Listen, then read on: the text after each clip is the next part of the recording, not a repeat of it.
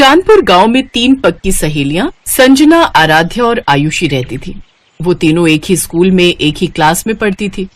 छुट्टी के बाद वो तीनों एक साथ बाहर निकली। वो देखो, हमारे बर्गर वाले चाचा आ गए। ये बिल्कुल टाइम पर आते हैं हमेशा। वो तीनों बर्गर वाले के पास चली गई। बोल संजना, क्या खाएगी तू? बर्गर, मोमोज या पानी पूरी? इतने में उसी थोड़ी दूरी पर एक दूसरी लड़की बीच में बोल पड़ी। अरे वो बेचारी क्या बताएगी, वो तो बेचारी तुम दोनों के सहारे ही चाचा के बर्गर के ठेले के पास आ जाती है। अगर तुम दोनों अमीर सहेलियां उसकी जिंदगी में ना होती तो वो आज तक बर्गर की शक्ल तक नहीं देख पाती। इतना सुनते ही आराध्या और आयुषी मुस्कुराई और उस लड़की के पास चली गई। आप दोनों मेरे पास क्यों चले आई? जाओ जाओ, अपनी गरीब सहेली को बर्गर पिज्जा खिलाओ। उसके इतना बोलते ही आराध्या और आयुषी ने उस लड़की को मारना शुरू कर दिया। उन दोनों लड़कियों को रोकते रहे, लेकिन वो लड़कियां नहीं रुकी और उसे मारती रही। तूने ही कहा था ना कि हम दोनों बहुत अमीर हैं। ये ले पैसे, अपना इलाज करा लेना। उम्मीद से ज्यादा ही पैसे हैं ये। आज के बाद हमारी सहेली के खिलाफ किसी ने जरा सा भी कुछ कहा तो उसका अंजाम इससे भी खौफनाक होगा। चल संजना, अब घर चलते हैं। वो तीनों सहेलियां वहां से चली गई। तभी चाचा ने उस लड़की से कहा, बिटिया, मुझे लगता है कि आज के बाद आप किसी भी गरीब का मजाक नहीं उड़ाओगी। तो इस तरह से उन तीनों की दोस्ती के चर्चे पूरे स्कूल में थे। संजना गरीब जरूर थी, लेकिन आयुषी और आराध्या उसे इस बात का कभी भी मलाल नहीं होने देती थी। रास्ते में, मैं कितनी खुशनसीब हूँ कि मुझे तुम दोनों जैसी सहेलियां मिली। तुम दोनों इतनी ज्यादा अमीर हो, तुम दोनों के पिताजी की खुद की कंपनियां चलती हैं, फिर भी तुम दोनों मुझसे कितना प्यार करती हो। तुम दोनों को तो किसी बड़े अमीरों वाले स्कूल में पढ़ना चाहिए। अगर आगे से खुद को गरीब कहा तो मैं तेरा भी वही हाल करूंगी जो उस लड़की का किया था। तो इस तरह से उन तीनों की दोस्ती चलती रही। दिन बीतते गए और एक दिन संजना के गांव में बहुत भयंकर बाढ़ आ गई। 2-3 दिन संजना स्कूल नहीं आई। एक रोज छुट्टी के समय, आयुषी 3 दिन हो गए संजना स्कूल नहीं आई। चल उसके गांव चलते हैं, कहीं बारिश की वजह से बुखार तो नहीं आ गया। वो दोनों पैदल संजना के गांव की तरफ निकल पड़ी। जैसे ही दोनों संजना के गांव के पास पहुंची, वैसे ही कुछ पुलिस वालों ने दोनों को रोक लिया। कहाँ जा रही हो तुम दोनों? इस गांव में मेरी सहेली रहती है। अब इस गांव में कोई नहीं रहता। 2 दिन पहले इस गांव में भयंकर बाढ़ आई थी, जिससे सारे घर बह गए। बहुत सारे लोगों की तो जानें तक चली गई। जो बच गए वो किसी तरह अपनी जान बचाकर भाग गए। ये सुनकर आराध्या और आयुषी को झटका लगा। पता नहीं बेचारी कहाँ होगी, पता नहीं जिंदा भी होगी या नहीं। ऐसा मत बोल आयुषी, हम जल्द ही उसे ढूंढ निकालेंगे। उन दोनों ने संजना को ढूंढने की खूब कोशिश की, पर वो नहीं मिली। उन दोनों ने संजना के बारे में अपने अपने पिता को भी बताया। उनके पिता ने पुलिस की मदद ली, पर कुछ नहीं पता चला संजना के बारे में। फिर एक रोज स्कूल की तरफ से कहीं टूर जाने वाला था। बच्चों, इस क्लास के सभी लोगों का इस स्कूल में आखिरी साल है। इसके बाद आप सभी कॉलेज में चले जाओगे, तो इस साल को यादगार बनाने के लिए हम सभी टूर पर जाएंगे, वो भी उत्तराखंड की वादियों में। सभी बच्चे खुश हुए, लेकिन आराध्या का मन नहीं था जाने का। आराध्या, चलते हैं ना, हमारा मूड भी थोड़ा बहल जाएगा। आयुषी की जिद करने पर आराध्या मान गई। दोनों ने टूर वाली बात अपने पापा को बताई। तुम लोग इतनी दूर टूर पर जाओ, मैं तुम्हें नहीं रोकूंगा, पर तुम दोनों स्कूल बस में नहीं बल्कि अपनी कार से जाओगी। पंकज हर वक्त तुम दोनों के साथ रहेगा। आयुषी, मैंने आपके डैड से भी बात कर ली है, तुम दोनों मेरी ही कार से जाओगी। ओके? Okay uncle. अगले दिन वो लोग उत्तराखंड पहुंच गए। आयुषी, उस लड़की को देख, वो जो बकरी चरा रही है, ये तो अपनी संजना जैसी लग रही है। वो दोनों उसी लड़की के पास पहुंच गई। वो कोई और नहीं, संजना ही थी। संजना ने उन दोनों को देखा, तीनों का गला भर आया। तीनों बहुत कुछ बोलना चाह रही थी, पर आवाज ही नहीं निकल रही थी। पता है, हमने तुझे कहाँ कहाँ नहीं ढूंढा, अचानक से गायब हो गई तू। सब कुछ बताऊंगी, आओ यही पास में मेरा घर है, चलोगी नहीं? क्यों नहीं चलेंगे?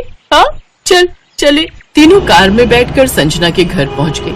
उसका घर कुछ खास अच्छा नहीं था। संजना के माता पिता ने खिड़की से ही उस कार को बाहर देख लिया और वो डर गए। ये इतनी बड़ी कार तो हमारे घर की तरफ आ रही है, कहीं ये लोग बैंक की तरफ से तो नहीं आए हैं? इनका आना तो बनता ही है। अगर हम टाइम पर लोन जमा कर देते तो ये लोग नहीं आते। अब ये लोग हमारे घर का सारा सामान उठाकर ले जाएंगे। संजना के पिता ये सब कुछ सोच ही रहे थे कि तभी आयुषी और आराध्या उनके घर आ गई। संजना भी साथ में थी। ये सब देखकर वो दोनों हैरान हो गए। आराध्या, आयुषी बेटा, आप दोनों यहाँ इतनी दूर? चाचा, ऊपर वाले ने आखिरकार आप लोगों से मिलवा ही दिया। आप लोग तो बिना बताए गायब हो गए। पता है, पापा भी आप लोगों को खूब ढूंढते रहे, पर आप लोग मिले ही नहीं। क्या बताऊं बिटिया, उस भयंकर बाढ़ ने तो हमारे पूरे गांव को ही उजाड़ कर रख दिया। बहुत लोग मारे गए। किसी तरह अपनी जान बचाकर हम लोग भागे। महीनों लग गए रुकने का सहारा ढूंढते ढूंढते। फिर यहां उत्तराखंड में एक दोस्त ने मेरी एक पेट्रोल पंप पर नौकरी लगवा दी। फिर लोन लेकर हमने ये छोटी सी झोपड़ी बना ली है। शकुंतला, मुझे तो यकीन ही नहीं हो रहा है कि जो मैं देख रहा हूं वो सच है या कोई सपना। सही कहा आपने। ये दोनों बहुत बड़े घर की बेटियां हैं, फिर भी हमारी संजना से इन्होंने आज तक दोस्ती नहीं तोड़ी। अगर पूरा देश ऐसा ही हो जाए तो ये देश फिर से महान बन जाएगा। अम्मा, तुम तो जानती हो कि ये दोनों मेरी बचपन की सहेलियां हैं। हम तीनों को पूरा स्कूल जानता था। एक बार तो मुझे किसी ने गरीब कह दिया तो इन दोनों ने उसकी खोपड़ी फोड़ दी। तुम तीनों की दोस्ती देखकर तो मुझे अपना पुराना भारत याद आ गया। अच्छा, तुम तीनों गप्पे मारो, मैं सबके लिए चाय बनाकर लाती हूँ। अरे नहीं अम्मा, आप तो मुझे पाप चढ़ा देंगी। मैं अभी चाय बनाकर लाती हूँ, तुम दोनों यहीं बैठो। अम्मा जी, आप दोनों बैठो, आज हम तीनों मिलकर चाय बनाएंगे, फिर आप बताना कि चाय कैसी है। हाँ माँ जी, हम तीनों बेटियों के होते हुए भला आप क्यों चाय बनाएंगी। तो इस तरह संजना, आयुषी और आराध्या किचन में चाय बनाने चली गई। धीरे धीरे शाम हो गई। तो ठीक है संजना, हम दोनों ने अब तुम्हारा घर तो देख ही लिया है, अब हम दोनों आते रहेंगे। मेरा मन तो बहुत कर रहा है कि तुम दोनों आज रात यहीं रुक जाओ, पर चाहकर भी मैं तुम दोनों को अपने घर में नहीं रोक सकती। ना ही मेरे घर में बेड है और ना ही अच्छा बिस्तर, जमीन पर गद्दा बिछाकर सोना होगा। तभी उसकी माँ ने कहा, अरे बेटा, रात होने वाली है, इतनी रात में कहाँ जाओगी। क्यों संजना, मैंने सही कहा ना। अब संजना को मजबूरी में हाँ कहना पड़ा। तभी उन दोनों ने अपने अपने पिता को फोन कर दिया। पापा, यहाँ हमें संजना मिल गई, लेकिन वो लोग जिद कर रहे हैं कि आज रात रुक जाओ, तो क्या मैं रुक सकती हूँ। ठीक है, रुक जाओ। मैं तुम्हारे प्रिंसिपल और पंकज से बात कर लेता हूँ। कल मैं भी आ रहा हूँ संजना बिटिया से मिलने। अगले दिन आराध्या के पिता भी आ गए। अरे, आप दूसरे के पेट्रोल पंप पर काम करना बंद कर दीजिए। मैंने अपने गांव के पास ही पेट्रोल पंप खोला है, आप लोग वहीं वापस चलिए, क्योंकि वो पेट्रोल पंप आपको ही मैनेज करना है। तो कुछ महीनों बाद वो लोग अपने पुराने गांव वापस आ गए। संजना के पिता पेट्रोल पंप के मैनेजर बन गए, तो संजना की गरीबी भी खत्म हो गई और वो सब खुशी खुशी रहने लगे।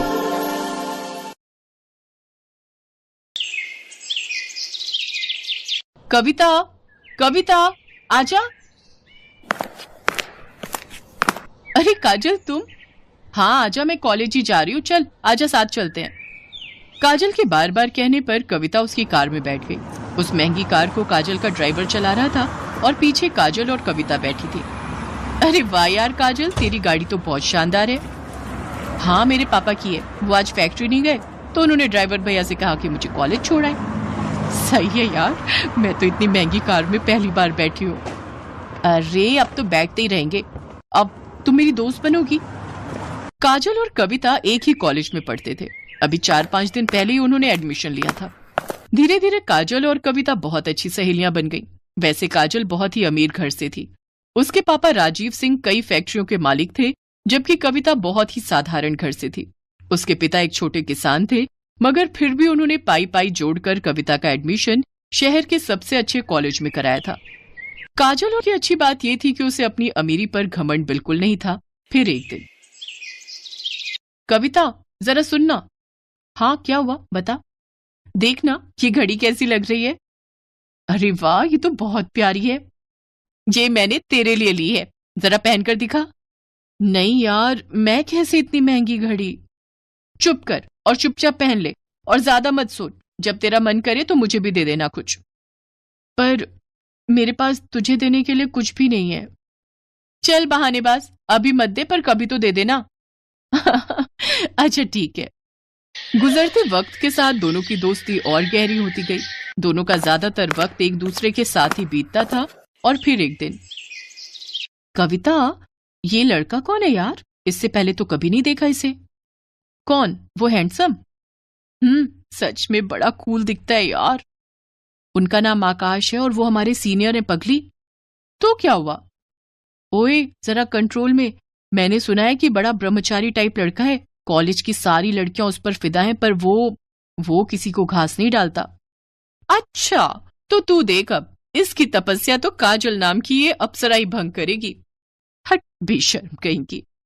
आकाश पर काजल का दिल आ गया था। शुरू में उन दोनों में हाय हेलो हुई और फिर धीरे धीरे उनमें प्यार भी हो गया। काजल को उसका प्यार मिला तो कविता बहुत खुश हुई। लेकिन फिर एक दिन, काजल, फाइनल रिजल्ट आते ही मैं यूएस चला जाऊंगा। यूएस पर क्यों? वहां मेरी प्लेसमेंट हो गई है और जिस कंपनी ने मुझे हायर किया है वो चाहती है कि मैं पहले यूएस में उनके हेडक्वार्टर में 1 साल काम करूं और सीखूं और फिर वो मुझे इंडिया वापस भेजेंगे। पर मैं 1 साल कैसे रहूंगी तुम्हारे बिना? कहते हैं सब्र का फल मीठा होता है पगली। अरे तू कब आई? जब तुम दोनों आशिकी फरमा रहे थे। सुन, जाने दे आकाश को, वो वहां नहीं जाएंगे तो जॉब कैसे लेंगे? क्यों, मैंने सही कहा ना? बिल्कुल सही। काजल, बस 1 साल दे दे मुझे, फिर मैं तुम्हारे पापा से तुम्हारा हाथ मांगने आऊंगा। ठीक 1 महीने बाद आकाश काजल से विदा लेकर विदेश चला गया। काजल उसे याद करती और हसीन सपने बुनती, लेकिन होनी को तो कुछ और ही मंजूर था। अचानक काजल ने कॉलेज आना बंद कर दिया। उसका फोन भी बंद आ रहा था। कविता को उसकी चिंता होने लगी तो एक दिन वो काजल के घर ही पहुंच गई। वहां उसका सामना काजल के पिता राजीव सिंह से हुआ। कौन हो तुम और क्या चाहिए? जी मैं वो काजल की दोस्त हूँ, उसे कुछ नोट्स देने आई थी। नोट्स? उनकी कोई जरूरत नहीं है, अब हो गई काजल की पढ़ाई। पर अभी कैसे? अभी तो लास्ट सेमेस्टर बाकी है ना अंकल। कह दिया ना तो कह दिया, चली जाओ यहां से और दोबारा कभी मत आना। कविता को कुछ समझ नहीं आ रहा था। वो उदास होकर वहां से जाने लगी, लेकिन घर के बाहर निकलते ही उसकी तरफ एक कागज की बॉल गिरी। कविता ने उस कागज को खोलकर देखा तो लिखावट काजल की थी। मुझे बचा ली कविता, प्लीज। कविता को समझ आ गया था कि कुछ तो गड़बड़ जरूर है, लेकिन उस वक्त वो चुपचाप वहां से चली गई। फिर अगले दिन एक औरत घूंघट ओढ़े और हाथ में झाड़ू लिए काजल के घर में दाखिल हुई। किसी ने उसे अंदर आने से नहीं रोका। असल में घूंघट के अंदर कविता थी, जो काजल के घर में काम करने वाली बाई बनकर आई थी। घर में आते ही उसने काजल को ढूंढना शुरू कर दिया और जैसे तैसे वो काजल के कमरे तक पहुंची गई। लेकिन कमरे का नजारा देखकर कविता हैरान रह गई। काजल का मुंह और हाथ पैर बंधे हुए थे। काजल, ये सब क्या है? किसने किया ये? कविता तू आ गई, भगवान का शुक्र है। कविता, मेरे पापा ने मेरा सौदा कर दिया है। तू तो जानती है ना कि मैं और आकाश एक दूसरे से कितना प्यार करते हैं, पर मेरे पापा अपने बिजनेस पार्टनर से मेरी शादी कराना चाहते हैं। वो 55 साल का बुढ़ा है। उसने अपनी पहली पत्नी को मार दिया था और वो मुझे भी मार देगा। हैं? पर तेरे पापा वो ऐसा कैसे कर सकते हैं तेरे साथ? उन्होंने उस बुढ़े से बहुत बड़ा लोन लिया था जिसे वो चुका नहीं पाए, और पैसों के बदले अब वो मुझे सौंपने वाले उस बुढ़े को। इतना कहकर काजल फूट फूट कर रोने लगी, लेकिन कविता तैयार थी अपनी सहेली को इस मुसीबत से निकालने के लिए। उसने तुरंत दिमाग दौड़ाया और अपनी साड़ी उतारकर काजल को पहना दी और खुद काजल के कपड़े पहनकर उसकी जगह बैठ गई। फिर कविता की जगह काजल आराम से घर से बाहर निकल गई। फिर कुछ देर के बाद, कौन है? अरे कमिश्नर साहब, आप यहाँ? क्या हुआ? क्या बात है? मुझे आपके घर की तलाशी लेनी है। पर तलाशी क्यों? क्योंकि मुझे खबर मिली है कि आपने यहाँ किसी लड़की को कैद करके रखा है। इतना कहकर पुलिस कमिश्नर के साथ आए पुलिस वालों ने घर की तलाशी शुरू कर दी और कुछ ही मिनटों में कविता उनके साथ खड़ी थी। उसके चेहरे पर चोट के कई निशान थे। असल में राजीव को जैसे ही कविता और काजल के प्लान का पता चला तो उसने कविता को ही अपने गुस्से का शिकार बनाया और उसके साथ मारपीट की। लेकिन अब वो अपना किया भुगतने वाला था। पुलिस ने फौरन राजीव को गिरफ्तार कर लिया। उधर आकाश को जैसे ही इन सब की खबर मिली तो वो भागा भागा यूएस से इंडिया आ गया और फिर कविता ने एक मंदिर में आकाश और काजल की शादी कराई। थैंक यू कविता, अगर तुम ना होती तो। अरे ऐसे कैसे नहीं होती मैं? मेरी सहेली को जब भी मेरी जरूरत होगी मैं हमेशा उसके साथ खड़ी रहूंगी। इतना कहकर कविता ने काजल को गले से लगा लिया और काजल बस यही सोच रही थी कि जो तोहफा कविता ने उसे दिया है, क्या वो कभी उसकी बराबरी कर पाएगी।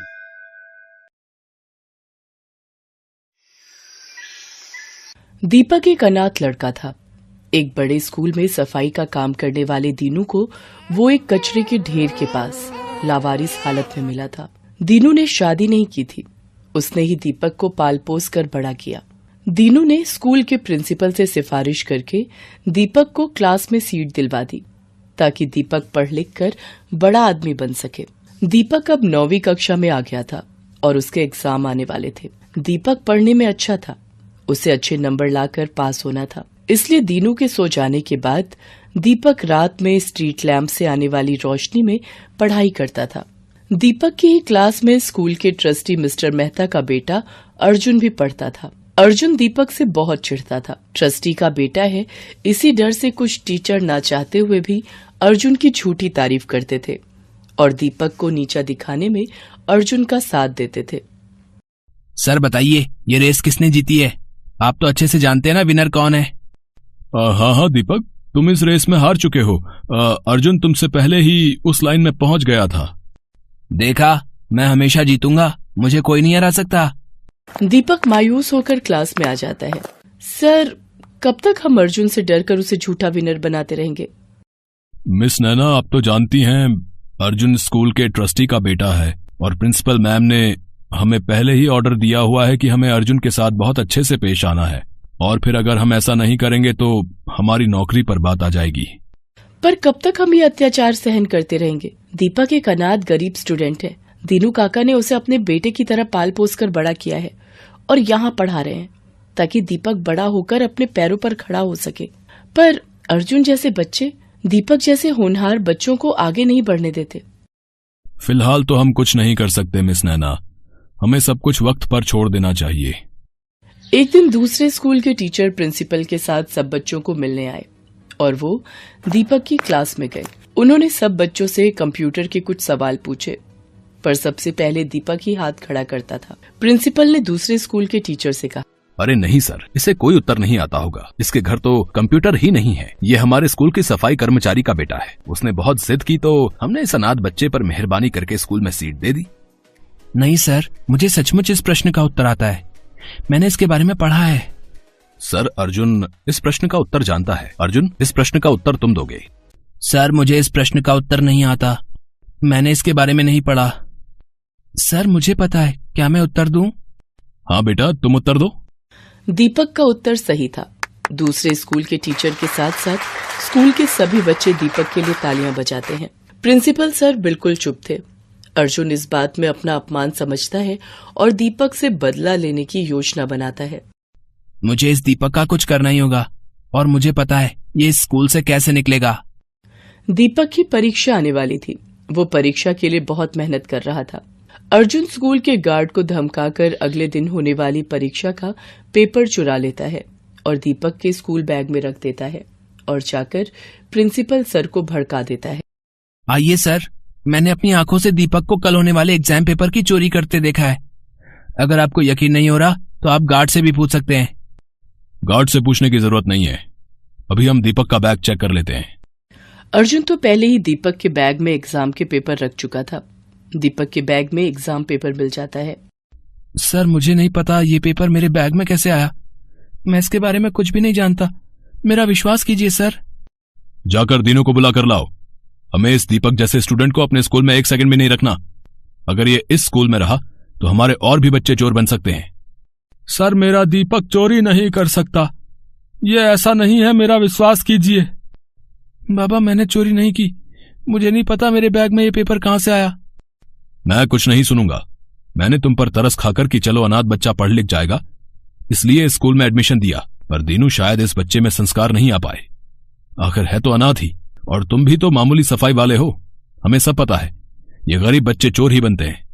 बड़े स्कूल में पढ़ने की इनकी औकात नहीं है। इसे ले जाओ यहां से, वरना मैं पुलिस को बुला लूंगा। दीनू रोता हुआ दीपक को ले जाने लगता है। अर्जुन अपनी मक्कारी पर बहुत खुश था। प्रिंसिपल अपने ऑफिस में आ जाते हैं। तभी वहां मिस नैना आती हैं। उनके साथ स्कूल के ट्रस्टी यानी कि अर्जुन के पिता भी ऑफिस में एंट्री करते हैं। सर, आपको पता भी है आपका बेटा अर्जुन अंधकार के रास्ते पर जा रहा है। आज उसने दीपक जैसे एक होनहार बच्चे पर चोरी का झूठा इल्जाम लगा दिया। मैं चाहती तो अर्जुन को चोरी करते समय भी रंगे हाथों पकड़ सकती थी, पर शायद ये छूट जाता, क्योंकि उसे घमंड है कि वो स्कूल के ट्रस्टी का बेटा है। मैंने उसे चोरी करते हुए सारी रिकॉर्डिंग अपने फोन में कर ली। ये देखिए मिस्टर मेहता, आपका बेटा स्कूल में एग्जाम पेपर चोरी कर रहा है।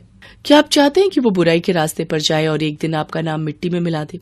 मैं चाहूँ तो इस वीडियो को पूरे स्कूल में दिखा सकती हूँ, पर आप जानते हैं कि आपकी कितनी बदनामी होगी। आई एम सॉरी मिस नैना, मैं बिल्कुल नहीं जानता था कि मेरा बेटा मेरे नाम का इतना फायदा उठा रहा है। मुझे किसी ने कोई खबर नहीं दी। आप कृपया करके इस वीडियो को किसी को भी ना दिखाएं, नहीं तो मेरे बेटे का भविष्य खराब हो जाएगा। अर्जुन के पिता बहुत दुखी होते हैं। अर्जुन ऑफिस में आता है। वीडियो देखकर वो घबरा जाता है। पापा, मुझसे गलती हो गई। मैं सिर्फ दीपक से बदला लेना चाहता था। पापा, मुझे माफ कर दो। दीपक जैसे होनहार बच्चे पर चोरी का इल्जाम लगाते तुम्हें शर्म नहीं आई है? तुम्हें अपना बेटा कहते हुए मुझे सचमुच बहुत शर्मिंदगी महसूस हो रही है। मैं तुमसे अब कभी भी बात नहीं करूंगा। तुम जैसे चाहो अपनी लाइफ को जी सकते हो। अब तुम्हारी मम्मी और मैं तुमसे कोई मतलब नहीं रखेंगे। नहीं पापा, ऐसा मत करो। मैं आपसे और मम्मी से बहुत प्यार करता हूँ। मुझे माफ कर दो, मुझसे गलती हो गई। गलती तो हम सबसे हुई है। शायद अर्जुन के बिगड़ने में सबसे बड़ा हाथ मेरा है। हमने हमेशा अर्जुन को गलत करने में बढ़ावा दिया। पापा, मुझे बस एक बार माफ कर दो। अगर माफी मांगनी है तो मिस नैना और दीपक से मांगो। अब वही तुम्हें माफ कर सकते हैं। नैना मैम, मुझे माफ कर दीजिए। आप प्लीज ये वीडियो किसी को मत दिखाना। नहीं अर्जुन बेटा, मैं ये वीडियो किसी को नहीं दिखाऊंगी। मैं तुम्हारी गुरु हूँ और तुम्हें सही राह पर लाना मेरा फर्ज है। अर्जुन दीपक से माफी मांगता है। दीपक, मुझे माफ कर दे मेरे दोस्त। मैंने तो तुम्हें कब का माफ कर दिया अर्जुन। और दोस्तों को गले लगाते हैं, उनसे माफी नहीं मांगते। इतना कहते ही दीपक अर्जुन को गले से लगा लेता है। उन दोनों को आपस में गले लगता देख स्कूल का सारा स्टाफ और दीनू बहुत खुश होता है। Best buddies. Hello friends, thanks for watching this video. अगर आपको ये वीडियो पसंद आया है तो प्लीज लाइक, सब्सक्राइब, कमेंट्स करें इस वीडियो पर। और हाँ, शेयर करना भी ना भूलें। और भी मजेदार वीडियो देखने के लिए नीचे दिए गए बेल आइकॉन को दबाएं। देखते रहिए बेस्ट बडीज।